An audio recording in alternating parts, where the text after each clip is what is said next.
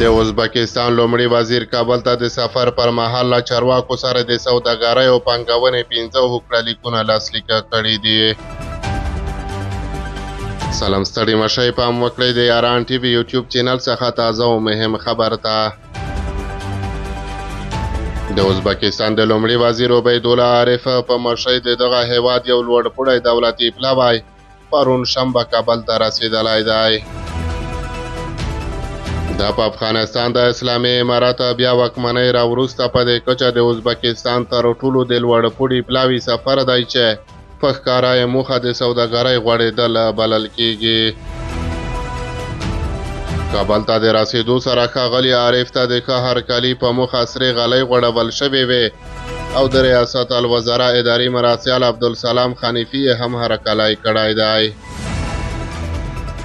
د افغانستان د سوداګرۍ وزیر نورالدین عزیزي او مرستیال یې هم هرکلي ته ورغلي وو. دغه وزارت په یوه خپره شوې اعلامیه کې د دغه لوړپوړي بهرني پلاوي د سفر د اجنډا یوه برخه هم اعلان کړې ده. د افغانستان د سوداګرۍ وزارت ویلي چې د ازبکستان د لومړي وزیر عبیدالله عارف د سفر موخه د افغانستان او ازبکستان ترمنځ سوداګرۍ په دوه اړخیزه ناسته کې ګډون او کابل کې د ازبکستان د تولیداتو د نندارتون پرانیستل دي. کابل ته د رسېدو سره د هغه او د افغانستان د اقتصادي مرستیال ملا عبدالغني برادر په حضور کې د سوداګرۍ او پانګونې پراختیا په موخه 15 هوکړه لیکونه هم لاسلیک شوي دي.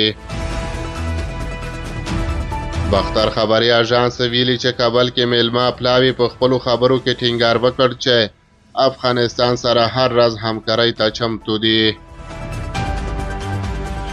ازبکستان او افغانستان د جمهوریت او بیا په افغانستان د اسلامي امارت واکمنۍ راهیسې پراخې سوداګریزې اړیکې لري او دا هیواد د ګډو سوداګریزو دهلیزونو ته لیواله دی. ازبکستان په خپل هیواد کې د اسلامي امارت ډیپلوماټان هم منلي او کابل کې هم خپل سفارت پرانیستی دی.